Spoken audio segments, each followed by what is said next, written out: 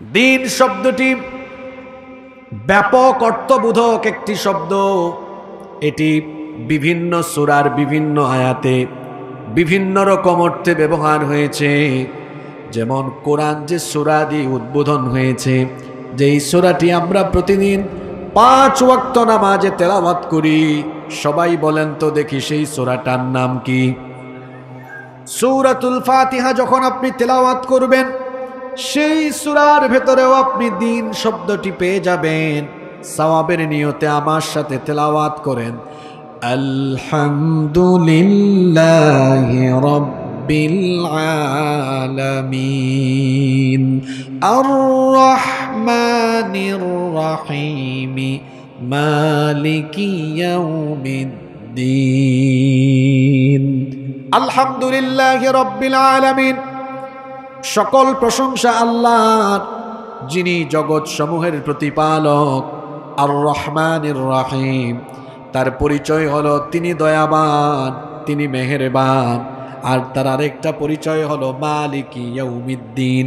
এই যে দেখেন এই আয়াতে দিন শব্দ এসেছে, সবাই আমার সাথে একটু তেলাওয়াত করেন, মালিকি ইয়াউমিদ্দিন।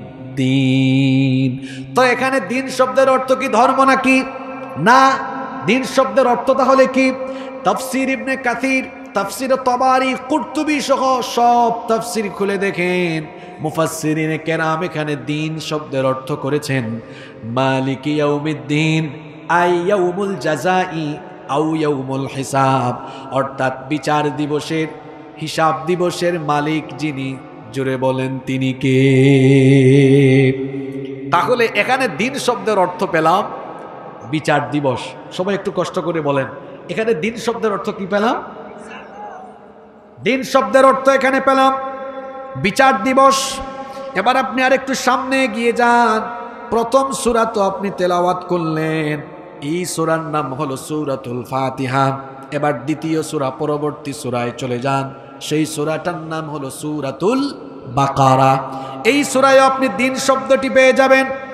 রব্বুল আলামিন কোরআনুল কারীমের 2 নম্বর সূরা সূরাতুল বাকারা এর 132 নম্বর আয়াতে বললেন, ওয়াওয়াসসা বিহা ইব্রাহিমু বানিহি ওয়া ইয়াকুব ইয়া বানিয়া ইন্নাল্লাহা আসতাফা লাকুমুদ্দিন ফালা তামুতুন্না ইল্লা ওয়া আনতুম মুসলিমুন। আল্লাহ তাআলা বলছেন, ওয়াওয়াসসা বিহা ইব্রাহিমু বানিহি, এভাবে করে ইব্রাহিম তার সন্তানদেরকে ওসিয়ত করেছেন, ওয়া ইয়াকুব, এবং ইয়াকুব আলাইহিস সালাম তিনিও তার সন্তানদেরকে ওসিয়ত করেছেন। কি ওসিয়ত করেছেন? আল্লাহ বলছেন তারা তাদের সন্তানদেরকে বলেছেন, ইয়া বানিয়া, হে আমার সন্তানেরা, ইন্নাল্লাহা আসতাফা লাকুমুদ্দিন, নিশ্চয়ই আল্লাহ তোমাদের জন্য এই দিনকে মনোনীত করেছেন। ফালা তামুতুন্না ইল্লা ওয়া আনতুম মুসলিমুন, সুতরাং মুসলমান হওয়া ব্যতীত মৃত্যুবরণ করো না। দেখুন এই আয়াতে দিন শব্দ এসেছে, তারা তাদের সন্তানদেরকে বলেছেন নিশ্চয়ই আল্লাহ তোমাদের জন্য এই দিন মনোনীত করেছেন। এখানে দিন শব্দের অর্থ হলো আকীদাতুত তাওহীদ, অর্থাৎ আল্লাহ তোমাদের জন্য একত্ববাদী দিন দিয়েছেন। কারণ তাদের সমাজে পৌত্তলিক ছিল, মুশরিক ছিল, মূর্তি পূজারী, তারকা পূজারী ছিল, যারা কিনা এক আল্লাহকে বাদ দিয়ে তারা বহু মাবুদ বানিয়ে তাদের ইবাদত করত। তারা বলেছেন ওরা তোমাদের রব নয়, নিশ্চয়ই আল্লাহ তোমাদের জন্য একত্ববাদী একটা দিন দিয়েছেন, যেই দিনের ভেতরে রব কয়জন? পুরুষ মানুষের মতো জবাব দেন, রব কয়জন?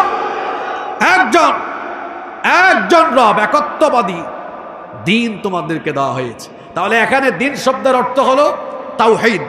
সবাই জুড়ে বলেন, এখানে দিন শব্দের অর্থ কি? আগের সূরায় দিন শব্দের অর্থ জানলেন বিচার দিবস, এই সূরায় জানলেন দিন শব্দের অর্থ হলো তাওহীদ। দেখুন শব্দ একটা কিন্তু অর্থ একটা নয়, বিভিন্ন রকম অর্থ।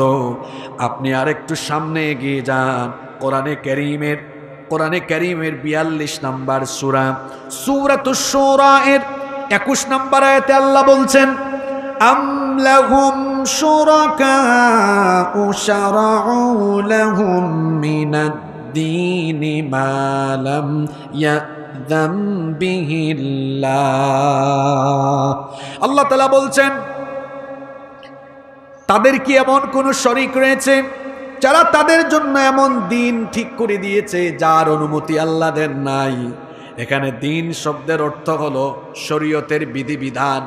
সংক্ষিপ্ত এক শব্দে বলতে গেলে এখানে দিন শব্দের অর্থ হলো বিধান। বলেন এখানে দিন শব্দের অর্থ কি? আবার আপনি কোরআনে কারীমের 12 নম্বর সূরা ইউসুফের ভেতরে চলে যান, সেখানেও আপনি দিন শব্দটি খুঁজে পাবেন। সূরা ইউসুফের 76 নম্বর আয়াতে আল্লাহ তাআলা বললেন, কাযালিকা কিদনা লিইউসুফ মা কানা লিয়াখুযা আখাহু ফি দীনিল মালিকি ইল্লা আন ইয়াশা আল্লাহ। আল্লাহ তাআলা বলছেন, এইভাবে আমি ইউসুফের জন্য কৌশল অবলম্বন করলাম। আল্লাহ যদি না চাইতেন তাহলে বাদশার আইনে সে তার ভাইকে রেখে দিতে পারত না। এখানে দিন শব্দের অর্থ হলো আইন, এখানে দিন শব্দের অর্থ আইন। আর যে আয়াতের ঘটনাটা বললাম সেটা হলো এই, ইউসুফ আলাইহিস সালাম, তার বাবা হলেন ইয়াকুব আলাইহিস সালাম, তিনি তাকে অত্যন্ত মহব্বত করতেন। ইউসুফ আলাইহিস সালামের আরো 10 ভাই ছিল, অন্য মায়ের ঘরের 10 ভাই ছিল। এটা তারা সহ্য করতে পারছিল না, তারা এটা পছন্দ করতে পারছিল না। এই জন্য ইউসুফ আলাইহিস সালামকে তারা হত্যার উদ্দেশ্যে একদিন ঘর থেকে বের করে নিয়ে গেল। তারপরে সেখানে তারা একটা কুয়ার মধ্যে তাকে ফেলে দিল। তারা ভেবেছিল সাঁতার না জানা ছোট্ট ইউসুফ হয় এই অন্ধকার কুয়ার ভেতরে মারা যাবেন, অথবা কেউ তাকে এখান থেকে উঠালেও গোলাম বানিয়ে নিয়ে বিক্রি করে দিবে, এমনটা ভেবে তারা ফেলে দিয়েছিল। কিন্তু আল্লাহ তাআলা তার কুদরতি পরিকল্পনায় সাঁতার না জানা ছোট্ট সেই ইউসুফকে সেই অন্ধকার কুয়ার মধ্যে হেফাজত করলেন। আল্লাহ তাআলা এমনভাবে তাকে বাঁচালেন, আল্লাহ সেখান থেকে তার কুদরতি পরিকল্পনায় ইউসুফ আলাইহিস সালামকে উঠায়া একটা কাফেলার মাধ্যমে মিশরে নেওয়ার পরে ওখান থেকে আজিজে মিশর তাকে ক্রয় করলেন। তারা চেয়েছিল তাদের ভাইকে তারা হত্যা করে ফেলবে, মেরে ফেলবে, আর আল্লাহ তাআলা তার কুদরতি পরিকল্পনার মাধ্যমে ইউসুফ আলাইহিস সালামকে অন্ধকার কুয়া থেকে উঠায়া মিশরের রাজ পরিবারে ঢুকায় দিয়া একেবারে রাজ পরিবারের সুযোগ সুবিধা নিয়ে বড় হওয়ার ব্যবস্থা করে দিলেন। আল্লাহ যাকে চান অসহায়ত্ব থেকে আল্লাহ তার জন্য সুন্দর ব্যবস্থাপনা করতে পারেন কিনা?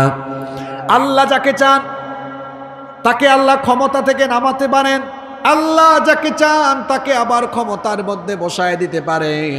বলেন তো সব ক্ষমতার মালিক যিনি, তিনি কে? পুরুষ মানুষের মতো জবাব দেন, সকল ক্ষমতার মালিক যিনি, তিনি কে? ইউসুফ আলাইহিস সালাম এবার তিনি বেড়ে উঠেছেন, লম্বা কাহিনী। একটা পর্যায়ে তিনি মিশরের রাষ্ট্র পরিচালনার দায়িত্ব পেয়ে গেলেন। অন্যদিকে তার ভাইয়েরা কেনান থেকে অভাব লাগার কারণে তারা মিশরে এসেছিল। আসার পরে ইউসুফ আলাইহিস সালাম তার ভাইদেরকে চিনতে পেরেছিলেন, তাদেরকে সাহায্য করেছিলেন। এরপরে তাদের কাছ থেকে পারিবারিক তথ্য নিলেন, বললেন তোমাদের না আরেকটা ভাই আছে বিনিয়ামিন, তাকে আরেকবার আসার সময় নিয়ে আসবা, যদি নিয়ে আসতে পারো তাহলে তোমাদেরকে সাহায্য আরো বাড়িয়ে দিব। পরবর্তী সময়ে তারা বিনিয়ামিনকে নিয়ে এসেছিল। বিনিয়ামিনকে তিনি তার কাছে রেখে দেওয়ার জন্য একটা কৌশল অবলম্বন করেছিলেন। বিনিয়ামিন যাওয়ার সময় তার ব্যাগের ভেতরে একটা পানপাত্র ঢুকিয়ে দিয়েছিলেন, কারণ সেই সময় আইন ছিল যদি বাদশার কোনো জিনিসপত্র কেউ নিয়ে যায়, বাদশাহ চাইলে তাকে দাস হিসাবে রেখে দিতে পারেন। এই জন্য তিনি বাদশাহী আইনে তার ভাইকে রেখে দেওয়ার জন্য এই পরিকল্পনা গ্রহণ করেছিলেন, তার ভাইয়ের ব্যাগের মধ্যে পানপাত্র ঢুকিয়ে দিয়েছিলেন। এই কথাটাই আল্লাহ এই আয়াতে এভাবে বলছেন, কাযালিকা কিদনা লিইউসুফ মা কানা খুযা আখাহু ফি দীনিল মালিকি ইল্লা আইয়াশা আল্লাহ। আল্লাহ বলছেন এইভাবে করে আমি ইউসুফের জন্য কৌশল অবলম্বন করলাম। আমি আল্লাহ যদি না চাইতাম তাহলে বাদশাহী আইনে তার ভাইকে সে রেখে দিতে পারত না। তার ভাইকে রেখে দেওয়ার জন্য এই পরিকল্পনা মাথার মধ্যে যিনি ঢুকিয়ে দিয়েছেন, জুড়ে বলেন তিনি কে? সূরা ইউসুফের ভেতরেও দিন শব্দ আমরা পেলাম। এখানে দিন শব্দের অর্থ হলো আইন। আবার আপনি আর একটু সামনে চলে যান, আপনি যখন সূরা বাইয়িনা তেলাওয়াত করবেন সেখানেও আপনি দিন শব্দটি পেয়ে যাবেন। সূরা বাইয়িনার 5 নম্বর আয়াতে আল্লাহ বলছেন, ওয়ামা উমিরু ইল্লা লিয়াবুদুল্লাহা মুখলিসিনা লাহুদ্দিন হুনাফা ওয়া ইউকিমুস সালাতা ওয়া তুজ্জাকাতা ওয়া যালিকা দীনুল কাইয়্যিমা। এক আয়াতে দিন শব্দ দুইবার চলে আসলো। প্রথমে আল্লাহ বললেন ওয়ামা উমিরু ইল্লা লিয়াবুদুল্লাহা মুখলিসিনা লাহুদ্দিন,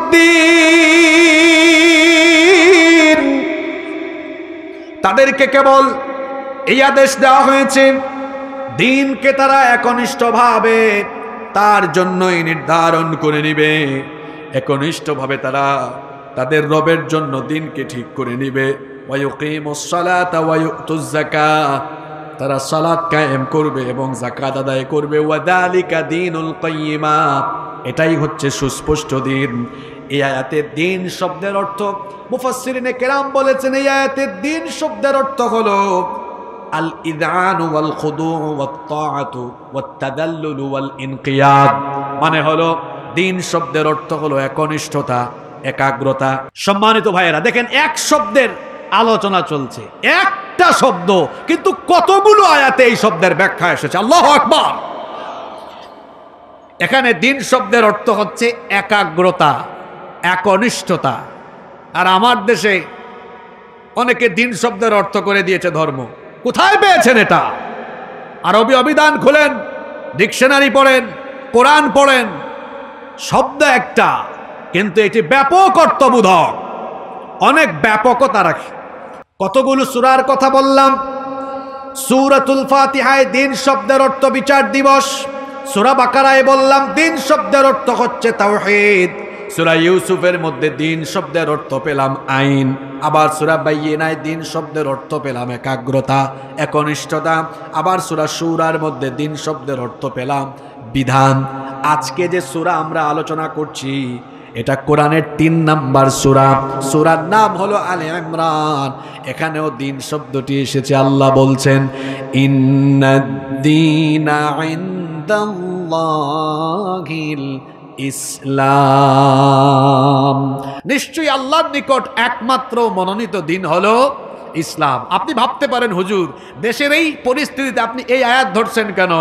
এটা এমন এক আয়াত, এটা দুনিয়ায়ও কাজে লাগবে, আখিরাতেও কাজে লাগবে।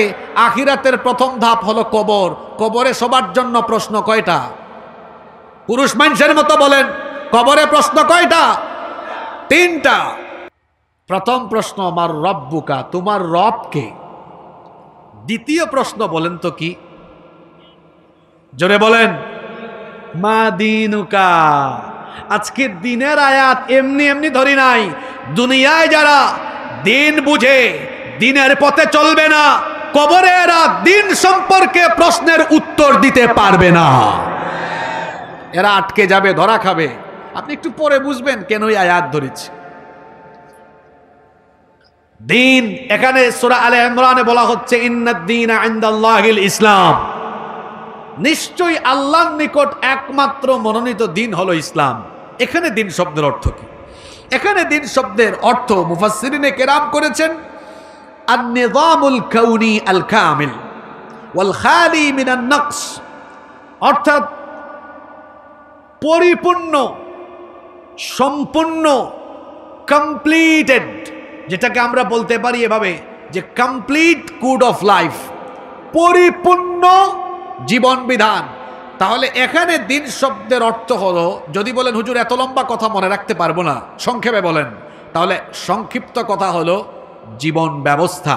কথা বুঝে থাকলে এবার বলেন, এখানে এই আয়াতে দিন শব্দের অর্থ কি?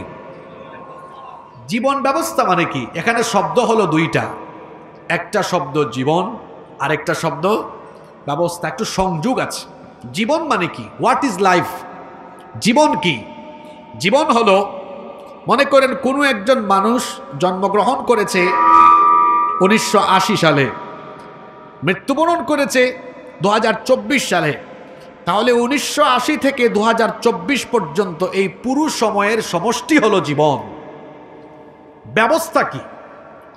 আজকে যে এখানে আমি আলোচনা করছি আর আপনারা দূর দূরান্ত থেকে এসে শুনতেছেন, এই আয়োজনের একটা ব্যবস্থাপনা কমিটি আছে, এরা এই ব্যবস্থাপনাটা করেছে, আয়োজনটা করেছে। আপনি জন্ম নিয়েছেন, জন্মের পর থেকে মৃত্যু পর্যন্ত আপনার জীবনের যত রকমের ব্যবস্থাপনা আছে, আপনার জীবনের যতগুলো দিক এবং বিভাগ আছে, সকল দিক এবং বিভাগকে পরিচালনার ব্যবস্থাপনার মূলনীতি যে দিনের ভেতরে ঢুকিয়ে দেওয়া হয়েছে, জোরে বলেন সেই দিনের নাম কি? ইসলাম। এটা পরিপূর্ণ, কমপ্লিটেড, পূর্ণাঙ্গ জীবন ব্যবস্থা। আল্লাহর দিন ইসলামের অনেক বৈশিষ্ট্য রয়েছে, তার মধ্যে আজকে 7টা বৈশিষ্ট্য বলে আমরা এখান থেকে বিদায় নিব। যদি এই 7টা বৈশিষ্ট্যের কথা আপনারা অনুধাবন করতে পারেন, আমার মনে হয় যে আমরা দুনিয়া আখিরাত উভয় জাহানের সফলতা হাসিল করতে পারবো ইনশাআল্লাহ। তাহলে আজকে দিন ইসলামের কয়টা বৈশিষ্ট্য বলবো? জোরে বলেন কয়টা? যাদের সুযোগ হয় নোট ডাউন করেন। নাম্বার 1, 1 নাম্বার, দিন ইসলামের প্রথম বৈশিষ্ট্য হচ্ছে, এটা হচ্ছে দীনুন রব্বানিয়া, এটা হচ্ছে রবের দেওয়া দিন। দিন ইসলামের ভেতরে যত বিধিবিধান আছে, কোন নবী রাসূল কিংবা ফেরেশতারা নিজেরা বানিয়ে এখানে কোনো কিছু ঢুকান নাই, বরং দিন ইসলামের যত বিধান আছে সকল বিধান কার? আস্তে বলবেন না, জোরে বলেন, দিন ইসলামের সকল বিধান কার? এই যে দিন ইসলামের প্রধান উৎস কোরআন, এই কোরআনের ভেতরে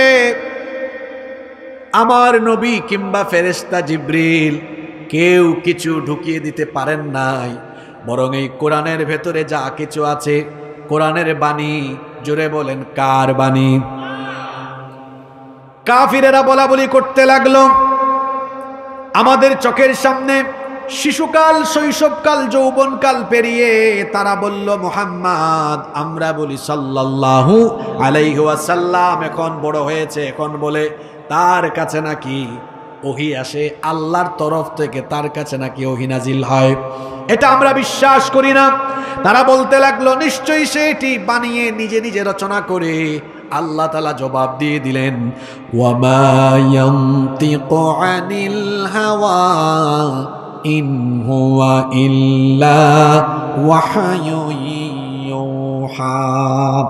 আমার নবী তার মনোবৃত্তির অনুসরণ করে নিজে নিজে বানিয়ে কোনো কথা বলেন না, বরং আমার তরফ থেকে যা ওহী আসে তাই তিনি বলেন। নবী যা বলেন সবগুলো কথা কার কথা? আস্তে বলবেন না, জোরে বলেন কার কথা?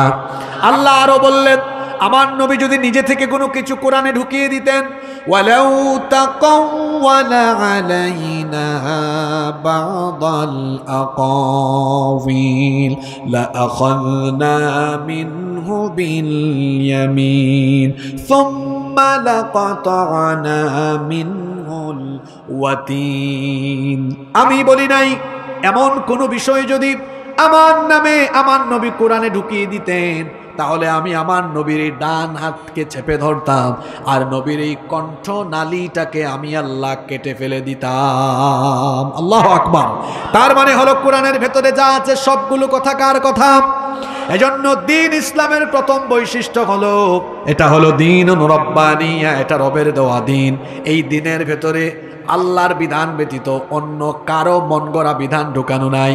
তার মানে হলো এটা রবের দেওয়া দিন, রবের দেওয়া জীবন ব্যবস্থা। দ্বীন ইসলামের 2 নম্বর বৈশিষ্ট্য হলো এটা হলো পৃথিবীর সকল পয়গাম্বার অর্থাৎ সকল নবী এবং রাসূলদের দ্বীন। পৃথিবীতে আল্লাহ তাআলা মানুষের হেদায়েতের জন্য আবুল বাশার সাইয়্যিদিনা আদম আলাইহিস সালাম থেকে নিয়ে আখিরি পয়গাম্বার মুহাম্মাদুর রাসূলুল্লাহ, সকলে বলি সাল্লাল্লাহু আলাইহি ওয়াসাল্লাম পর্যন্ত যত নবী এবং রাসূল পাঠিয়েছেন সকল নবী এবং রাসূলদের দ্বীনের নাম হলো ইসলাম। সবাই বলেন তো সব নবী রাসূলের দ্বীনের নাম কি? ইসলাম। সব নবীদের দাওয়াতি অ্যাপ্রোচ একরকম ছিল, সব নবীদের দ্বীন একরকম ছিল, কিন্তু শরীয়ত ভিন্ন ছিল। কথাটা আবারও বলছি, সব নবীদের দ্বীন ছিল একরকম কিন্তু শরীয়ত ছিল ভিন্ন রকম। সকল নবীদের কালিমাও ছিল একরকম, কালিমা তাওহীদের ভেতরে কোনো ভিন্নতা ছিল না। সবাই বলেছেন লা ইলাহা ইল্লাল্লাহ। এজন্য তো আল্লাহ বলেছেন ওয়ালাকাদ বাআসনা ফি কুল্লি উম্মাতির রাসূলা আন ইবুদুল্লাহ।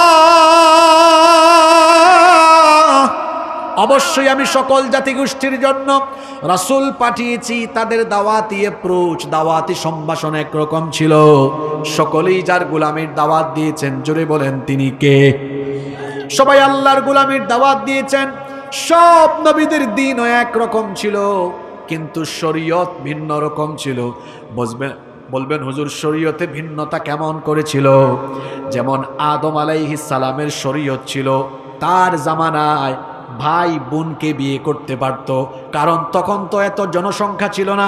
এই জন্য এক গর্ভের ছেলে আরেক গর্ভের মেয়েকে বিয়ে করতে পারত, তার শরীয়তে সেটা জায়েজ ছিল।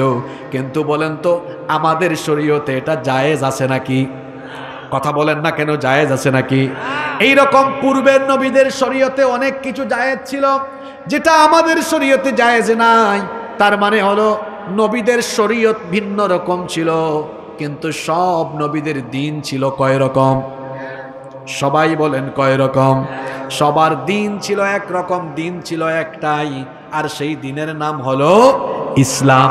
এজন্য রব্বুল আলামিন কুরআনুল কারীমের 42 নম্বর সূরা সূরাতুশ শুরা এর 13 নম্বর আয়াতে বললেন শারা'a লাকুম মিনাদ-দীনি মা ওয়াসসা বিহি نوحا والذي أوحينا إليك وما وصينا به إبراهيم وموسى وعيسى أن أقيموا الدين ولا تتفرقوا فيه।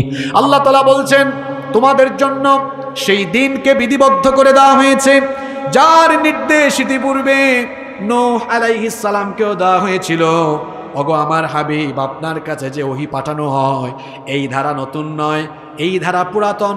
এর আগে এই রকম করে ওহী দেওয়া হয়েছে ইব্রাহিমকে, মূসাকে, ঈসাকে আলাইহিমুস সালাম, তাদেরকেও এভাবে ওহী দেওয়া হয়েছে। আর তাদেরকেও আপনার মতো একই রকম হুকুম করা হয়েছে। তাদেরকে বলা হয়েছিল আন আকিমুদ্দিন, আমার জমিনে আমার দিন প্রতিষ্ঠা করো। সকলের দিন ছিল একরকম, দুই রকম বা ভিন্ন রকম ছিল না। তাহলে বলেন তো দেখি এই আয়াত থেকে যে বার্তা আমরা পেলাম, সকল নবীদের দিন ছিল একটা। সবাই বলেন তো দেখি সেই দিনের নাম কি? সব নবীরা দিনের ক্ষেত্রে এক ছিলেন, ভিন্ন ছিলেন না। আলহামদুলিল্লাহ নবীগণের ওয়ারিস উলামা মাশায়েখরা তারাও এখন আল্লাহর দ্বীনকে সামনে রেখে ঐক্যবদ্ধ হয়ে যাচ্ছেন, ঐক্যবদ্ধ হয়ে গিয়েছেন। আলহামদুলিল্লাহ পড়েন। আপনারা এতদিন বলতেন হুজুর আপনারা তো আমাদেরকে ঐক্যের ওয়াজ শোনান, আপনারা ঐক্যবদ্ধ হন না কেন? এখন আপনারা দেখতে পাচ্ছেন বাংলাদেশে সকল ঘরানার উলামা মাশায়েখ এবং যত রকমের ইসলামী দল আছে তারা আল্লাহর দ্বীনের খাতিরে আল্লাহর জমিনে আল্লাহর কোরআনের আইন প্রতিষ্ঠার জন্য ঐক্যবদ্ধ হয়ে গিয়েছেন। আলহামদুলিল্লাহ।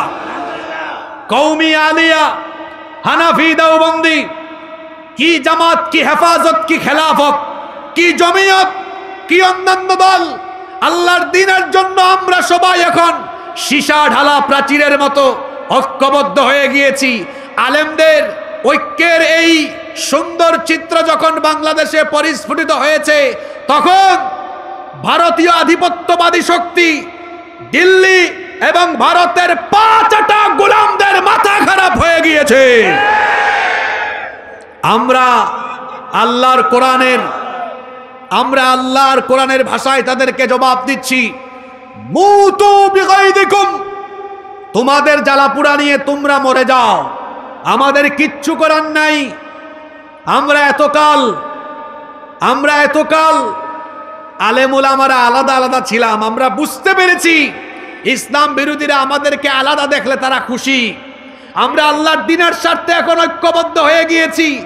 ওলামা মাশায়েখ যখন ঐক্যবদ্ধ হয়ে আল্লাহর দ্বীনের পতাকা তলে আবদ্ধ হয়েছেন, সারা দেশের তাওহীদবাদী মুসলমানরা আলেমদের সাথে আবার ঐক্যবদ্ধ হতে চায়, ঐক্যবদ্ধ হয়ে যাবে এবং এই ঐক্যবদ্ধ উলামা মাশায়েখদের সাথে মুসলমানরা ঐক্যবদ্ধ হয়ে আগামীর বাংলাদেশকে ইসলামের বাংলাদেশ হিসাবে তারা বিনির্মাণ করবে। আমরা আলেম ওলামাদের সাথে আছি না নাই? এক হয়ে যেতে হবে, এক হয়ে যেতে হবে, এক না হয়ে আর উপায় নাই। কারণ আমাদের প্রভু কয়জন? পুরুষ মানুষের মতো জবাব দেন, আমাদের রব কয়জন? আমাদের রসুল কয়জন? কিতাব কয়টা? তো কেন এক হব না আমরা? আমাদের প্রভু এক নবীর উম্মত, জীবন বিধানে ওই শিবানী কোরআন। তবে কেন এক নও হে মুসলমান, এক হও করিয়া বান। বাইতুল্লাহ এক, মদিনা শরীফ এক, উহুদ পাহাড় এক, বদরের মাঠে একটা তো জীবন আর মরণ তো একবার, সকলের তরে আছে একই স্থান। তবে কেন এক নও হে মুসলমান, এক হও করিয়া বান। হাসরের মাঠে মিজানের মাপে লৌহে মাহফুজ এক, পুল সিরাত এক, একটা তো চাঁদার একটাই সূর্য, ধরাতে নিয়ম মেনে আলো করে দান। তবে কেন এক নও হে মুসলমান, এক হও করিয়াও বান। আমাদের প্রভু এক নবীর উম্মত, জীবন বিধানে ওই শিবানী কোরআন। তবে কেন এক নও হে মুসলমান, এক হও করিয়াও বান। আমরা আলেমদের সাথে ঐক্যবদ্ধ হতে রাজি আছি না নাই? আরো জুড়ে বলেন, রাজি আছি না নাই? আগামীর বাংলাদেশ উলামা মাশায়েখদের ঐক্যের ভিত্তিতে কুরআনী বাংলাদেশ হিসাবে কায়েম করা হবে। সম্মানিত ভাইয়েরা, আমি বলছিলাম দ্বীন ইসলামের 7টি বৈশিষ্ট্যের কথা বলছিলাম। এর মধ্যে 2 নম্বর পয়েন্টে ছিলাম যে দ্বীন ইসলাম হলো সব নবী এবং রাসূলদের দ্বীন। সব নবী রাসূলদের দ্বীন একরকম না ভিন্ন রকম? একরকম। সব নবীদের দ্বীনের নাম জোরে বলেন তো কি? দ্বীন ইসলামের 7টা বৈশিষ্ট্য বলছি। 1 নম্বর বলেছিলাম এটি হচ্ছে দ্বীনুন রাব্বানিয়া, এটা হচ্ছে রবের দেওয়া দ্বীন। 2 নম্বর বলেছিলাম এটি হচ্ছে সকল নবী রাসূলদের দ্বীন। 3 নম্বর হলো এটি হলো বিজয়ী দ্বীন। আল্লাহর দ্বীনকে এই পৃথিবীতে কেউ পরাভূত বা পরাজিত করতে পারবে? দ্বীন ইসলামকে কেউ মুছে দিতে পারবে না। দিন ইসলামকে কেউ নিশ্চিহ্ন করে দিতে পারবে না, কারণ দিনের হেফাজতকারী কে? এজন্য রব্বুল আলামিন কোরআনুল কারীমের 61 নম্বর সূরা সূরাতুস সাফাত 9 নম্বর আয়াতে বললেন, হুয়াল্লাযী আরসালা রাসূলাহু বিল হুদা ওয়া দীনিল হক লিইয়ুযহিরাহু আলাদ দ্বীনি কুল্লিহি ওয়ালাউ কারিহাল মুশরিকুন। তিনি হচ্ছেন সেই সুমহান সত্তা যিনি তার রাসূলকে হেদায়াত এবং দ্বীনে হক সহকারে পাঠিয়েছেন। কেন পাঠিয়েছেন? লিইয়ুযহিরাহু আলাদ দ্বীনি কুল্লি, যাতে করে দুনিয়ায় যত ধরনের মতাদর্শ আছে সকল পথ মতের উপরে তিনি যেন ইসলামকে বিজয়ী আদর্শ হিসেবে প্রতিষ্ঠা করতে পারেন। এই জন্য রাসূলকে এই দায়িত্ব যে তিনি পাঠিয়েছেন তিনি কে? এটা বিজয়ী দিন। আল্লাহর নবী যখন এই দিনের প্রচার প্রসারের কাজ আরম্ভ করলেন, আল্লাহর দ্বীনের আলোকে নিভিয়ে দেওয়ার জন্য মক্কার মুশরিকরা, পৌত্তলিকেরা নানা রকমের অপচেষ্টা চালিয়েছিল। আল্লাহর নবীকে তারা আজে বাজে ভাষায় গালিগালাজ আরম্ভ করেছিল। কাফিরদের সেই গালিগালাজের ভাষাগুলো কোরআনে আল্লাহ উঠিয়ে দিয়েছেন। তারা আল্লাহর নবীকে গালি দিয়েছিল সাহির, তারা বলেছিল নবীজিকে জাদুকর, বলেছিল কাযযাব, মিথ্যাবাদী। তারা নবীজিকে বলেছিল মাজনুন, বলেছিল পাগল, বলেছিল শাইর, বলেছিল কবি, বলেছিল কাহিন, নবীজিকে গণক বলেছিল। কোরআন নাজিলের যুগে যার উপরে কোরআন নাজিল হয়েছে তাকেই কাফিররা গালি দিয়েছে। গালিগালাজের এই ধারাবাহিকতা কিন্তু এখনো বন্ধ হয় নাই। এখনো যারা নবীদেরকে অনুসরণ করে কোরআনের কথা বলে, কোরআনের আদর্শ প্রচার করে, এই যুগের কোরআন বিরোধীরা এখনো কোরআনওয়ালাদেরকে গালিগালাজ করে। তারা এই হাসলত, তাদের বাপদাদার স্বভাব তারা ধরে রেখেছে। গালির জায়গায় আছে, শুধু মডেলটা, ভার্সনটা আপডেট হয়েছে। দেখবেন প্রতি বছর আইফোন বের হয় এক নামে, কিন্তু ভিন্ন ভিন্ন মডেল বা ভার্সন আছে। 12, 13, 14, 15, 16, এখন চলে 17, কিন্তু নাম হলো আইফোন। নাম ঠিক আছে, শুধু ভার্সন বা মডেল চেঞ্জ হয়েছে। কোরআন নাজিলের যুগে কোরআন বিরোধীরা কোরআনওয়ালাদেরকে গালি দিত। ১৫০০ বছর পরে এখনো দেখবেন আপনার সমাজে, এমনকি গোটা পৃথিবীতে কোরআন বিরোধীরা কোরআনওয়ালাদেরকে গালিগালাজ করে। গালির খাসলত ঠিক আছে, শুধু গালির নমুনাটা একটু চেঞ্জ হয়েছে। কেমন চেঞ্জ হয়েছে শুনেন। ১৫০০ বছর আগে ১৫০০ বছর আগে কোরআন বিরোধীরা কোরআনওয়ালাদেরকে বলতো কবি, গণক, জাদুকর, মিথ্যাবাদী। আর এই গালিটা আপডেট হতে হতে হতে হতে এখনকার যুগে কোরআন বিরোধীরা কোরআনওয়ালাদেরকে যে গালিগুলো দেয় সেটা হলো মৌলবাদী, জঙ্গিবাদী, ধর্ম ব্যবসায়ী, রাজাকার, স্বাধীনতা বিরোধী। এইসব গালি আর বাংলাদেশে খাবে না। রাজাকার বলার দিন শেষ। এটা বাংলাদেশে আর খাবে না। আপনার মতের সাথে না মিললেই গালি দেয়, এরকম আছে না নাই? আমারও অনেক জায়গায় বলেছি। আশ্চর্য কথা, ওই যে চুয়াডাঙ্গায় একবার এক থানার ওসি মাহফিল বন্ধ করে দিয়েছে। এক সময় পুলিশেরা মাহফিল বন্ধ করত, আর এখন পুলিশেরা মাহফিল এসে পাহারা দেয়। ওয়াতিলকাল আইয়ামু নুদাউলিহা বাইনান নাস। এভাবে সময়ের চাকা ঘুরিয়ে দেন কে? জোরে বলেন, ঘুরিয়ে দেন কে?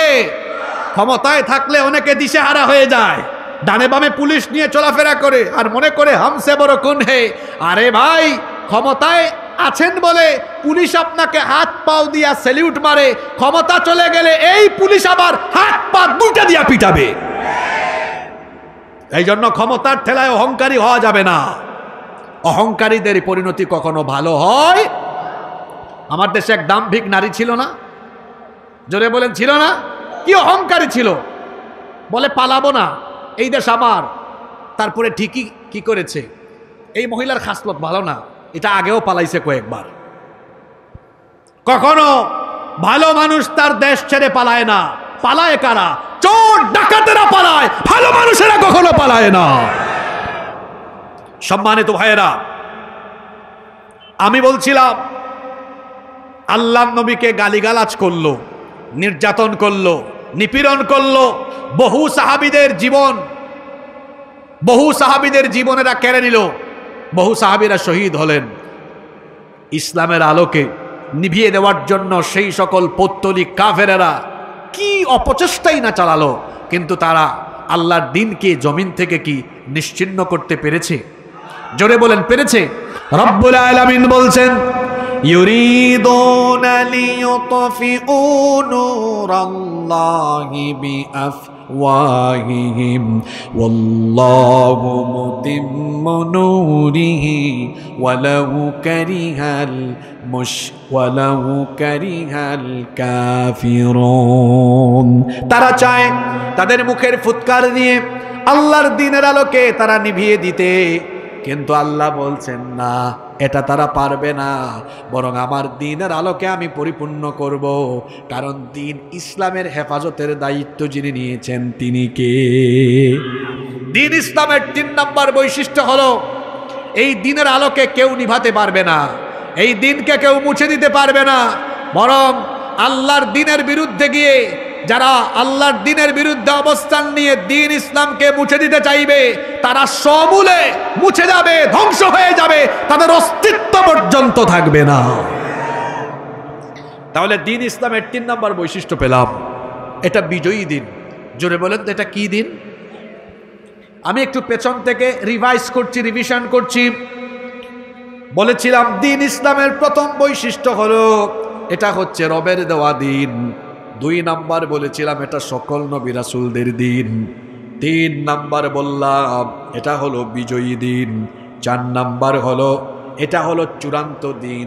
এই দিনের পরে আর কোনো দিন পৃথিবীতে আসবে, এটা হলো ফাইনাল, এটা হলো চূড়ান্ত। সুতরাং মানুষ যদি দুনিয়া আখিরাতে মুক্তি পেতে চায়, তাহলে এই দিনের পুঙ্খানুপুঙ্খ অনুসরণ করতে হবে।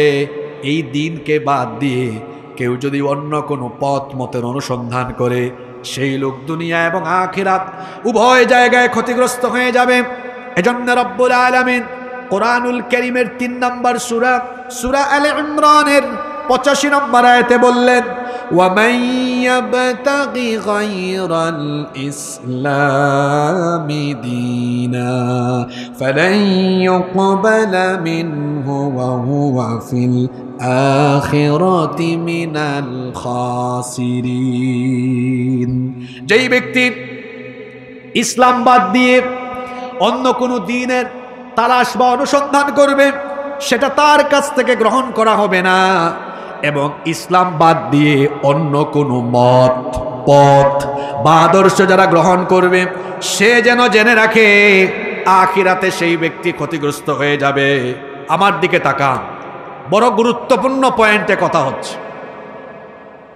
আল্লাহ বলছেন, কেউ যদি আল্লাহর দেওয়া দ্বীন বাদ দিয়ে অন্য কোনো পথ, মত কিংবা আদর্শ গ্রহণ করে, দুনিয়াও যাবে, ধ্বংস হবে, আখিরাতও ধ্বংস হবে।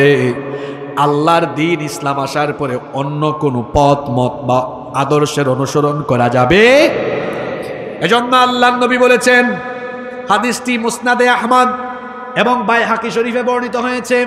আল্লাহর নবী বলেছেন, ওয়ালাউ কানা মূসা হাইয়ান, আমি পৃথিবীতে আসার পরে, আমার কাছে কোরআন নাজিল হওয়ার পরে, এখন যদি মূসা নবীও জীবিত থাকতেন, মা ওয়াসিআহু ইল্লাত্তাবাই, তিনি এখন আমারই অনুসরণ করতেন।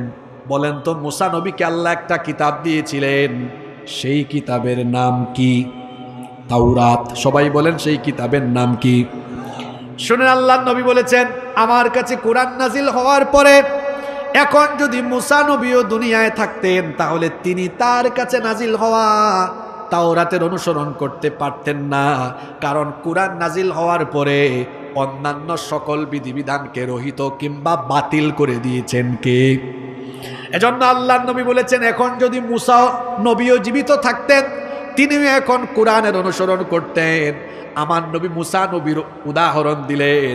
আর আমার অবাক লাগে, আমাদের দেশের আবুল কালাম আব্দুস সাত্তার, সে কিনা আল্লাহর দেওয়া বিধানকে বাদ দিয়ে তাগুতের তৈরি করা, শয়তানের তৈরি করা, মানুষের তৈরি করা, তার নেতা আর নেত্রীর তৈরি করা আদর্শ বাস্তবায়নের জন্য সে তার শরীরের ঘাম ঝরায়, সামর্থ্য, শক্তি, সে তার রক্ত, জীবন এগুলো বিনিয়োগ করছে কপাল পোড়া।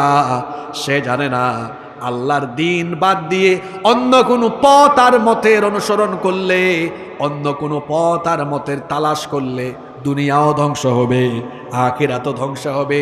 আল্লাহর দিন ইসলাম বাদ দিয়ে অন্য কোনো পথ মত কিংবা আদর্শকে গ্রহণ করা যাবে। যদি আপনি গ্রহণ করেন, আখিরাতে ক্ষতিগ্রস্ত হয়ে যাবেন।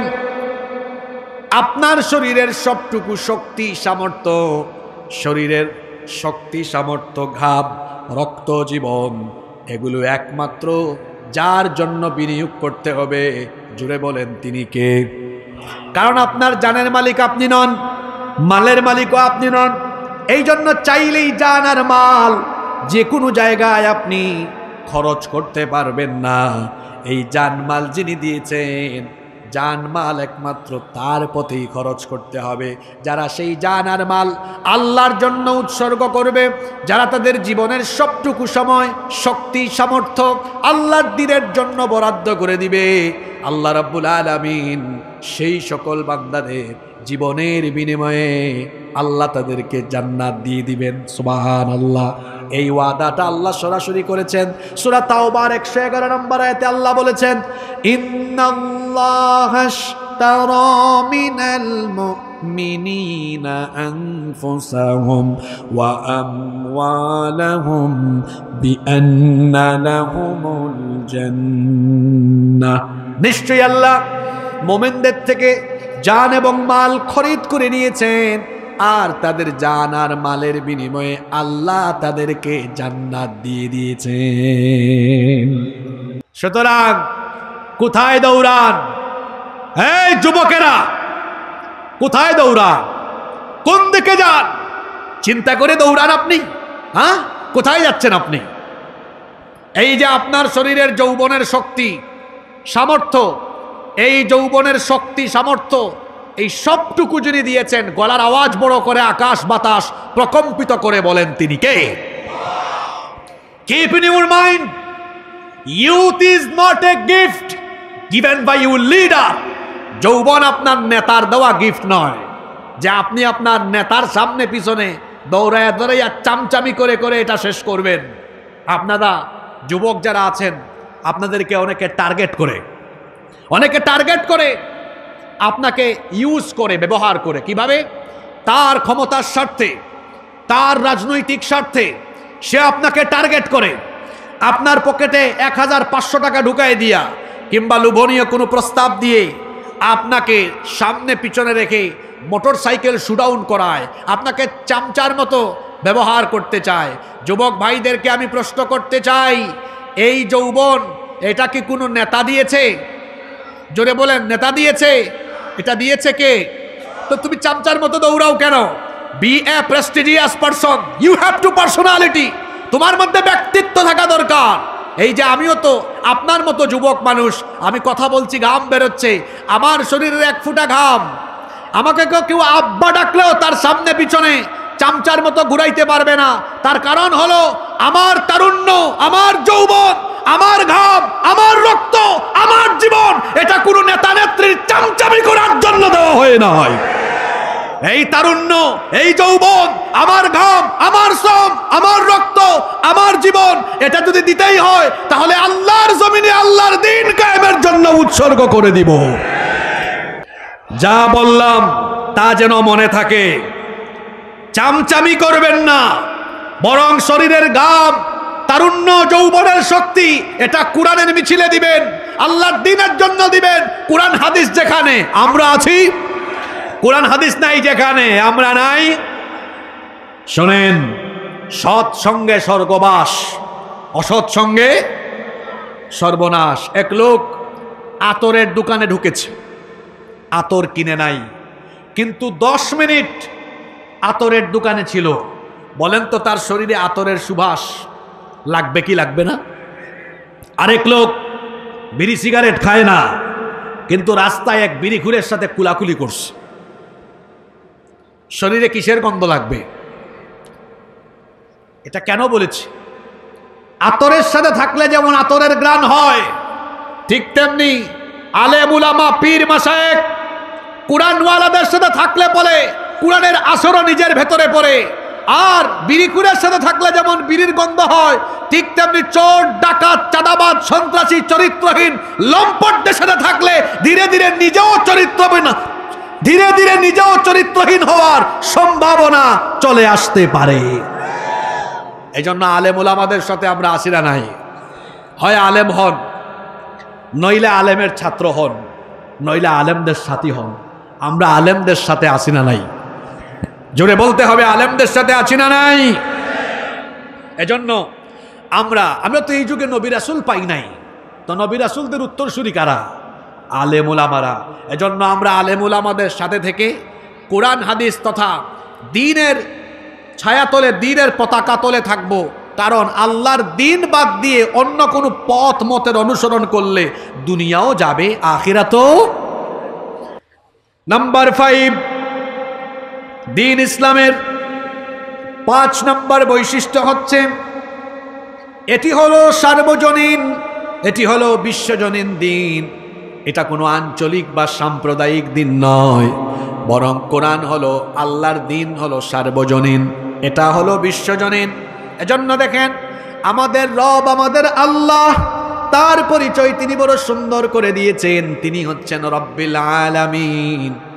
আর আমাদের জন্য যে রাসূল পাঠানো হয়েছে তার পরিচয় তিনি হলেন রাহমাতাল লিল আলামিন। আর জীবন পরিচালনার জন্য যে গাইড বুক দেওয়া হয়েছে তার পরিচয় আল্লাহ এভাবে দিলেন, ইন হুয়া ইল্লা যিকরুল লিল আলামিন। কি চমৎকার মিল! আল্লাহ হলেন রব্বুল আলামিন, নবী হলেন রাহমাতাল লিল আলামিন, কোরআন হলো যিকরুল লিল আলামিন। তাহলে বোঝা গেল আমাদের এই দ্বীনের সবকিছুই সার্বজনীন, সবকিছুই বিশ্বজনীন। এমনকি যে নবীকে আল্লাহ আমাদের জন্য পাঠিয়েছেন তিনি সকলের নবী, সারা দুনিয়ার জন্য, এমনকি সবার জন্য তিনি প্রেরিত হয়েছেন। এজন্য আল্লাহ তাআলা কোরআনে কারীমের 4 নম্বর সূরা সূরাতুন নিসা-এর ৭৯ নম্বর আয়াতে বললেন, ওয়া আরসালনাকা লিন-নাসি রাসূলা ওয়া কাফা বিল্লাহি শাহীদা। ও নবী, আমি আপনাকে দুনিয়ার সকল মানুষের জন্য পাঠিয়েছি। আবার আল্লাহ তাআলা কোরআনে কারীমের 7 নম্বর সূরা সূরাতুল আরাফের 158 নম্বর আয়াতে বললেন, কুল ইয়া আইয়ুহান নাসু ইন্নী রাসূলুল্লাহি ইলাইকুম জামিআ। ও নবী, আপনি বলে দিন আমি এই পৃথিবীতে যত মানুষ আছে সকল মানুষের জন্য আমাকে রাসূল হিসেবে যিনি পাঠিয়েছেন তিনি কে? তাহলে আমাদের এই দ্বীন হলো সার্বজনীন, এটা বিশ্বজনীন। এই দ্বীনের ভেতরে সকলের জন্য কল্যাণ রয়েছে। এমনকি যারা মুসলমান হয় নাই, অমুসলিম, তাদের জন্য এই দ্বীনের ভেতরে কল্যাণ আছে না নাই? জোরে বলেন, কল্যাণ আছে না নাই? এই দ্বীন যদি সর্বত্র প্রতিষ্ঠিত হয়, যারা এখনো অমুসলিম তারাও এই কল্যাণের ভাগীদার হবে। আমাদের পাশের দেশ থেকে মাঝে মাঝে উস্কানি দেওয়া হয় যে বাংলাদেশে নাকি মৌলবাদের উত্থান হয়ে যাচ্ছে।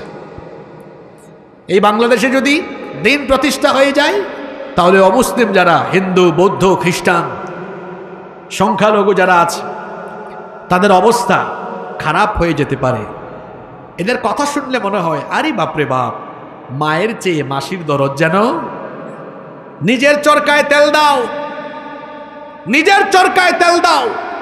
তোমাদের দেশে 20 কোটি মুসলমানদের উপরে তোমরা কি ধরনের নিপীড়ন চালিয়েছ তা দুনিয়ার মানুষ জানে। আমাদেরকে সাম্প্রদায়িক সম্প্রীতির সবক দিও না। আমরা এই দেশে সাম্প্রদায়িক সম্প্রীতি রক্ষা করে চলছি, চলবো। কোনো অমুসলিমকে কষ্ট দেওয়া, জুলুম করা, তার বাড়িঘর লুটপাট করা, তার উপর রাহাজানি করা, কোনো অমুসলিমের উপাসনালয় ধ্বংস করে দেওয়া, এই শিক্ষা কি ইসলাম আমাদেরকে দেয়? জোরে বলেন, এই শিক্ষা কি ইসলাম আমাদেরকে দেয়? বরং ইসলাম আমাদেরকে সম্প্রীতি শিখায়, ইসলাম আমাদেরকে শৃঙ্খলা শিখায়। ইসলামই আমাদেরকে শিখিয়েছে কোনো বিধর্মীর উপাস্যকে গালি দিও না, তাদের উপাসনালয়ে হামলা চালিও না, তাদের উপরে জুলুম করো না, তাদের অধিকার নষ্ট করো না। এজন্য আমার দেশের যত অমুসলিম আছেন আমরা তাদেরকে বলতে চাই, এই দেশে যদি আল্লাহর দ্বীন প্রতিষ্ঠা হয় আপনাদের কোনো ধরনের দুশ্চিন্তা করার কোনো কারণ নেই। তার কারণ হলো মায়ের কোলে শিশু যেমন নিরাপদ, ঠিক তেমনি মুসলমানদের কাছে অমুসলিমরাও নিরাপদ। আমি বলছিলাম দ্বীন ইসলামের 5 নাম্বার বৈশিষ্ট্য হলো এটা সার্বজনীন, এটা হলো বিশ্বজনীন। নাম্বার 6 নাম্বার দ্বীন ইসলামের 6 নাম্বার বৈশিষ্ট্য হলো এই দ্বীন থেকে কোনো কিছু কেউ কোনোদিন কমাতে পারবে না, আবার এই দ্বীনের ভেতরে কোনো কিছু কেউ বাড়াতেও পারবে।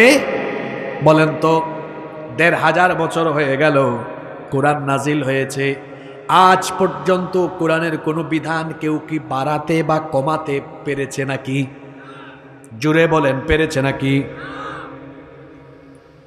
বই পড়ার অভ্যাস যাদের আছে দেখবেন কোন বই যখন বের হয় বছরে বছরে তা সংশোধিত হয়, মাঝে মাঝে এমন হয় 1 বছরে কয়েকবার সংশোধন হয়।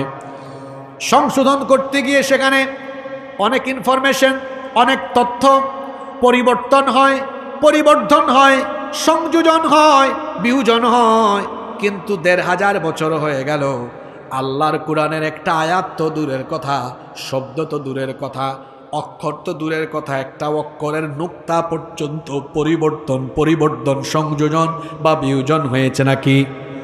জোরে বলেন তো, হওয়ার কোনো সম্ভাবনা আছে নাকি? 1500 বছর হয়েছে এখনো এর ভেতরে কোনো সংশোধনী আসে নাই, আসবেও না। কিয়ামত পর্যন্ত এই কোরআন এভাবেই থাকবে, কারণ এই কোরআনের হেফাজতের দায়িত্ব যিনি সরাসরি নিয়েছেন, গলার আওয়াজ বড় করে বলেন তিনি কে? এজন্য রব্বুল আলামিন বলছেন ইন্না নাহনু নাযালনা যিকরা ওয়া ইন্না লাহু লাহাফিযুন। নিশ্চয়ই এই কোরআন আমি নাজিল করেছি আর এর হেফাজতের সবটুকু দায়িত্ব আমি নিজে নিয়েছি। কোনো পরিবর্তন হয়নি, হবেও না। আপনারা বলেন তো, এই বাংলাদেশে যে সংবিধান আছে রাষ্ট্র পরিচালনার জন্য, এই সংবিধান এখন পর্যন্ত সংশোধন হয়েছে মোট কতবার? কেউ জানেন না? বাংলাদেশের সংবিধান সংশোধন হয়েছে কয়বার? অ্যামেন্ডমেন্ট হয়েছে কয়বার? 17 বার। বাংলাদেশের জন্ম হয়েছে কত বছর? 54 বছর। 54 বছরে এটা সংশোধন হয়েছে কতবার? 17 বার। আপনাদের কি মনে হয় এটা যারা সংশোধন করে তারা আপনাদের ভাগ্যের কথা চিন্তা করে সংশোধন করে না নিজেদের কথা আগে চিন্তা করে? এখনো বুঝেন নাই? যে যখন আইন পরিবর্তন সংযোজন বা বিয়োজন করে সে তখন তার নিজের স্বার্থ, দলের কথা আগে বিবেচনা করে, এইটা হইলে আমি ক্ষমতায় বেশি দিন থাকতে পারবো কিনা, আমার সব ঠিকঠাক মতো চলতে পারবে কিনা, আমার চেলা চামুন্ডারা খাইতে পারবে কিনা, এই সকল দিক বিবেচনা করে তারপরে এটা সংশোধন হয়। কখনো আপনার জনগণের কথা চিন্তা করে এটা সংশোধন হয় না। সুতরাং আমি বলছি আপনাদেরকে, ভালো করে শোনেন, যারা নিজেদের ক্ষমতার স্বার্থে বারবার সংবিধান সংশোধন করে পাল্টায়, মানুষের তৈরি করা এই আইন দিয়ে কোনোদিনও মানুষের ভাগ্যের পরিবর্তন হবে না। মানুষের ভাগ্যের যদি পরিবর্তন চান তাহলে অপরিবর্তনীয় আল্লাহর দেওয়া এই কোরআনের বিধানের কোনো বিকল্প নাই। এবার আসেন দ্বীন ইসলামের 7 নম্বর বৈশিষ্ট্য। এটা বলার আগে আগের 6টা পয়েন্ট বলি। দ্বীন ইসলামের প্রথম বৈশিষ্ট্য এটা হলো দীনুর রাব্বানিয়া, এটা রবের দেওয়া দিন। দ্বীন ইসলামের 2 নম্বর বৈশিষ্ট্য হলো এটা হলো সকল নবী রাসূলদের দিন। 3 নম্বর এটা হলো বিজয়ী দিন। 4 নম্বর এটা হলো চূড়ান্ত দিন। 5 নম্বর এটা হলো সার্বজনীন এবং বিশ্বজনীন। 6 নম্বর এটা হলো এমন এক দিন যার থেকে কেউ কিছু কমাতে কিংবা বাড়াতে পারবে। 7 নম্বর হলো দ্বীন ইসলামের 7 নম্বর বৈশিষ্ট্য হলো এটা হলো পরিপূর্ণ জীবন বিধান। যা যা দরকার মানুষের জীবন পরিচালনার জন্য, যা যা দরকার সবকিছু এই দিনের ভেতরে রয়েছে। এজন্য সূরাতুল মাইদার 3 নম্বর আয়াতে আল্লাহ বলছেন, বিদায় হজের দিনে এই আয়াত নাজিল হয়েছিল, আল ইয়াউমা আকমালতু লাকুম দীনাকুম ওয়া আতমামতু আলাইকুম নি'মাতি وَرَضِيتُ لَكُمُ الْإِسْلَامَ دِينًا الْيَوْمَ أَكْمَلْتُ لَكُمْ دِينَكُمْ আজ আমি তোমাদের জন্য তোমাদের দিনকে পরিপূর্ণ করে দিলাম। ওয়া আতমামতু আলাইকুম নি'মাতি, আমার নিয়ামতকে তোমাদের জন্য সম্পূর্ণ করলাম। ওয়া রাদিতু লাকুমুল ইসলাম দীনা, এবং আমি রাজি হয়ে খুশি হয়ে ইসলামকে তোমাদের জন্য মনোনীত দিন করে দিলাম। আল্লাহ আয়াতে বলছেন, আমি তোমাদের জন্য এই দিনকে পরিপূর্ণ করে দিলাম, যা যা দরকার সব এই দিনের ভেতরে দিয়েছি। সুতরাং ইসলামে ঢুকলে তুমিও পুরাপুরি ঢুকো, কিছু ঢুকবা আর কিছু বাইরে থাকবে এমনটা হবে না। যেহেতু ইসলাম হলো পরিপূর্ণ, ইসলাম হলো পূর্ণাঙ্গ, এই দিন যেহেতু পরিপূর্ণ, সেহেতু তুমি যদি ইসলামের ভেতরে ঢুকো তো পরিপূর্ণ ঢুকো, কিছু ঢুকবা কিছু বাইরে থাকবে এমনটা হবে না। এজন্য আল্লাহ তাআলা কোরআনে কারীমের 2 নম্বর সূরা সূরাতুল বাকারা এর 208 নম্বর আয়াতে বললেন, ইয়া আইয়ুহাল্লাযীনা আমানু দুখুলু ফিস-সিলমি কাফা ওয়া লা তাত্তাবিউ খুতুওয়াতিশ শাইতান ইন্নাহু লাকুম আদুউম মুবিন। আল্লাহ তাআলা বলছেন, হে ঈমানদারেরা, পরিপূর্ণভাবে ইসলামে দাখিল হও, পূর্ণাঙ্গভাবে ইসলামে প্রবেশ করো। উদখুলু ফিস-সিলমি কাফা, পরিপূর্ণভাবে ইসলামে দাখিল হও। এমনটা যেন না হয় ইসলামের কিছু মানো আর কিছু মানো না, এমনটা যেন না হয়। খুব ভালোভাবে কথাগুলো শুনেন। আপনার এলাকায়, আপনার সমাজে এমন বহু মানুষ আপনি পাবেন যারা ইসলামের কিছু মানে কিছু মানে না। এই রকম বহু মানুষ আপনি পাবেন। যেমন নামাজের কথা বলা হয়েছে, আজান হলে সে নামাজে যায়, কিন্তু বলা হয়েছে সুদ খায়, ওরা কিন্তু সুদও খায়। দেখবেন সুদখোর বহু নামাজি বিভিন্ন এলাকায় আছে না নাই? নামাজে যায়, অফিসে আবার ঘুষও খায়, এরকম ঘুষখোর নামাজিও আপনি পাবেন। তার মানে দেখা গেল নামাজের ক্ষেত্রে ইসলাম মানে, কিন্তু তার মুআমালাতের ক্ষেত্রে ইসলাম মানে না। দেখা যায় অনেক বাড়িতে বিয়ে শাদী হয়, বিয়ে শাদীর সময় তারা নাপাক গান বাজনা বাজায়া এরপরে বিয়ের অনুষ্ঠানকে আরও বেশি শয়তানি উপকরণ দিয়ে ভরপুর করে তুলে। বলেন তো এই রকম ঘর বাড়ি আছে না নাই? ওইদিকে নামাজও পড়ে, মাহফিলে ওয়াজও শুনতে আসে, অন্যদিকে আবার গান বাজনা বাজায়া বিয়ে শাদীর অনুষ্ঠানও করে। এই লোকটা ইসলামের কিছু মানে আর কিছু মানে না। এইভাবে করে কিছু মানবেন কিছু মানবেন না, এমনটা করা যাবে না। যে আল্লাহর হুকুম মতো আমি নামাজ আদায় করব, সে আল্লাহর হুকুম মতো আমি আবার আমার পরিবার চালাবো। যে আল্লাহর বিধান মতো আমি রমজান মাসে রোজা রাখবো, সে আল্লাহর বিধান মতো আমি আমার ব্যবসা বাণিজ্য পরিচালনা করব। যে আল্লাহর বিধান মতো আমি যাকাত দিব, হজের সময় হজ করব, সে আল্লাহর বিধান মতো আমি আমার আইন অঙ্গন চালাবো, রাজনৈতিক অঙ্গন চালাবো, অর্থনৈতিক অঙ্গন চালাবো। এটা যদি আমি করি তাহলে আমি মুমিন, এটা যদি আমি না করি তাহলে আমার পরিচয় কি? আল্লাহ বলছেন কোরআনে কারীমের 4 নম্বর সূরা সূরাতুন নিসা এর 61 নম্বর আয়াতে আল্লাহ বলছেন, ওয়া ইযা ক্বিলা লাহুম তাআলাউ ইলা মা আনজালাল্লাহু ওয়া ইলার রাসূলি রাআইতাল মুনাফিকিনা ইয়াসুদ্দুনা আনকা সুদুদা। আর যখন এদেরকে বলা হয় আসো, আল্লাহ যা নাজিল করেছেন আল্লাহর বিধানকে পুঙ্খানুপুঙ্খ অনুসরণ করো, আল্লাহর রাসূলের তরিকা অনুসরণ করো।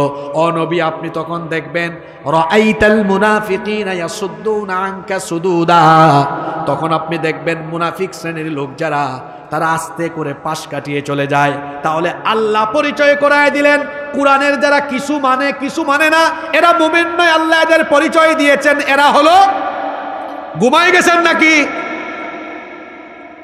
যারা কোরআনের কিছু মানে না, আল্লাহ এদের পরিচয় দিয়েছেন এরা হলো মুনাফিক। মুনাফিক হলো আল্লাহর সৃষ্টির সবচাইতে খারাপ। কারণ হলো এরা এমন, এদের মুখে একটা ভিতরে থাকে আরেকটা। কাফিরের চাইতেও মুনাফিক খারাপ, কারণ কাফিররা যাবে জাহান্নামে, মুনাফিকেরা যাবে জাহান্নামের তলদেশে। নমরুদ ফেরাউনের চাইতেও মুনাফিক খারাপ। মুনাফিক কারা? মুনাফিক এটা কিন্তু মুসলমানের সমাজে বাস করে কেউ যদি বলে হুজুর আমি হিন্দু দেখব, অনেক হিন্দু দেখব ভারতে যান, খ্রিস্টান দেখব আমেরিকায় যান, বৌদ্ধ দেখব চীনে যান, মায়ানমারে যান, ইহুদি দেখব, তাহলে আপনি ইসরায়েলে যান। কেউ যদি বলে হুজুর আমি মুনাফিক দেখব, কোন দেশে যাব? বাংলাদেশে যাওয়া লাগবে না গো ভাই, আপনার এলাকায় আছে, এই প্যান্ডেলেও থাকতে পারে। অনেকেই আছে মুসলমান নাম ধরে মুনাফিক সেজে বসে আছে, এরকম আছে না নাই? আল্লাহর কোরআন আল্লাহর বিধানের কিছু যারা মানে, আল্লাহর দিনের কিছু মানে না, আল্লাহ এদের পরিচয় করায় দিলেন এরা মুমিন নয়, এরা হলো মুনাফিক। আল্লাহ বলছেন তুমি কেন এমন হবা? ইসলামে ঢুকলে, দিনের ভেতরে ঢুকলে পুরাটা ঢুকবা। আল্লাহ এবার বলছেন আফাতুমিনুনা বিবাদিল কিতাবি ওয়া তাকফুরুনা বিবাদ ফামা জাযাউ মান ইয়াফআলু যালিকা মিনকুম ইল্লা খিzyun ফিল হায়াতিদ দুনিয়া ওয়া ইয়াউমাল কিয়ামাতি ইউরাদ্দুনা ইলা আশাদ্দিল আযাব ওয়া মাল্লাহু বিগাফিলিন আম্মা তা'মালুন। আল্লাহ তাআলা বলছেন তবে কি তোমরা এই কিতাবের কিছু মানো আর কিছু মানো না? এমনটা যারা করো তাদেরকে আখিরাতে, তাদেরকে দুনিয়াতে লাঞ্ছনার সম্মুখীন করা হবে এবং আখিরাতে তাদেরকে কঠিন শাস্তির সম্মুখীন যিনি করবেন তিনি কে? এজন্য আল্লাহ বলছেন এই কিতাব মানলে পুরাটাই মানতে হবে, এই দিন মানলে পুরাটাই মানতে হবে। এই দিন, এই কোরআন মেরে নিজের পরিবার যেমন চালাতে হবে, তেমনি সমাজ, অর্থনীতি, রাজনীতি, আইন অঙ্গন সব কিছু যার বিধান মতো চালাতে হবে তিনি কে? এখন আমি শেষ পর্যায়ে আপনাদেরকে কয়েকটা প্রশ্ন করি। বলেন তো দেখি, আপনার দেশের আইন অঙ্গন মানুষের আইনে চলে না আল্লাহর আইনে চলে? কথা বলেন না কেন আপনারা? কার আইনে? ব্রিটিশদের থেকে ধার করা পেনাল কোড দিয়ে এখনো আপনার আইন অঙ্গন চলে। এখন আপনারা বলেন তো, এই সকল আইন কানুন দিয়ে ন্যায়, ইনসাফ, সুবিচার কি শতভাগ প্রতিষ্ঠিত হয়েছে? আমার দিকে তাকান, প্রতিষ্ঠিত হয়েছে? এই দেশ 54 বছর স্বাধীন হয়েছে। এই 54 বছরের মধ্যে 32 বছর দুই আন্টি দেশ চালাইছেন, আর 22 বছর অনেক কাক্কু মিলে চালাইছেন। এই 32 আর 22 মিলে হলো 54। এই 54 বছরে মানুষের আইনে আদালত অঙ্গনে আছে।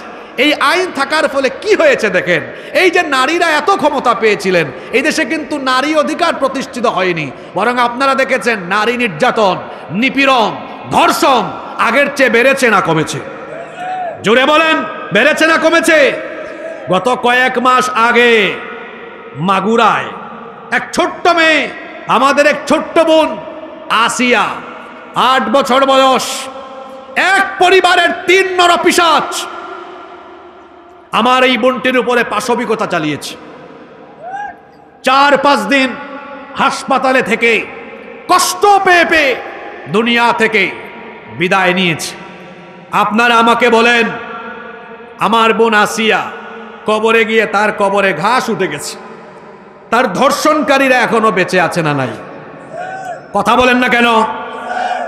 আমার দেশে এমন বিশ্ববিদ্যালয় আছে যেখানে ধর্ষণের সেঞ্চুরি হয়েছে সেই ধর্ষককে আবার ফুলের মালা দেওয়া হয়েছে। আমার দেশে এমন ব্যবসায়ী আছে ধর্ষণের দায়ে অভিযুক্ত, কিন্তু টাকার গরমে আইনকে তার জুতার তলায় ফেলে দিয়েছে, কিচ্ছু হয় নাই।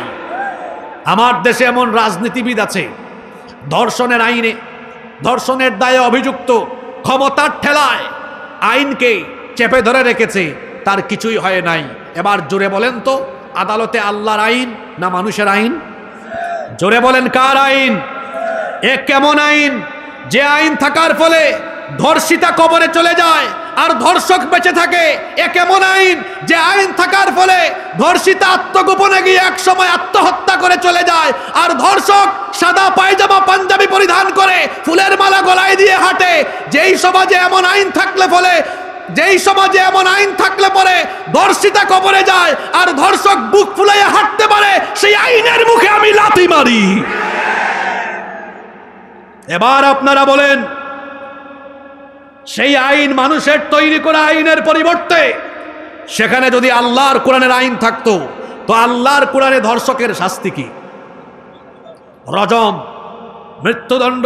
কিরকম মৃত্যুদণ্ড?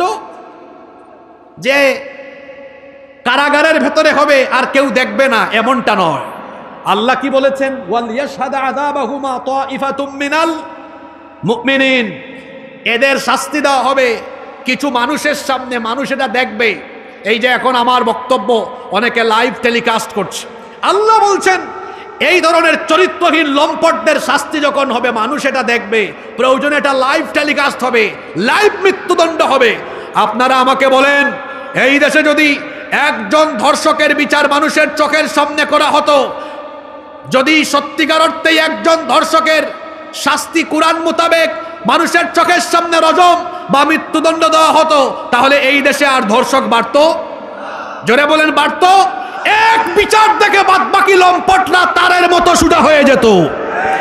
এখন আপনারা আমাকে বলেন, আমাদের মেয়েদের, আমাদের নারীদের ইজ্জত আব্রু হেফাজতের জন্য, নারীর অধিকার প্রতিষ্ঠার জন্য মানুষের তৈরি করা আইন উত্তম না আল্লাহর আইন উত্তম? জোরে বলতে হবে, কার আইন? শেষ কথা বলি, মানুষকে আপনি যতই বুঝান না কেন, মানুষ পেটে আগে খাবার চায়। ক্ষুধা মুক্ত, দারিদ্রতা মুক্ত, সচ্ছল স্বনির্ভর সমাজ প্রতিষ্ঠার জন্য আল্লাহর দেওয়া যে যাকাতের ফর্মুলা রয়েছে, এই যাকাত ভিত্তিক এই অর্থনৈতিক ফর্মুলা গ্রহণ করলে পরে মানুষের অর্থনৈতিক মুক্তি মিলবে।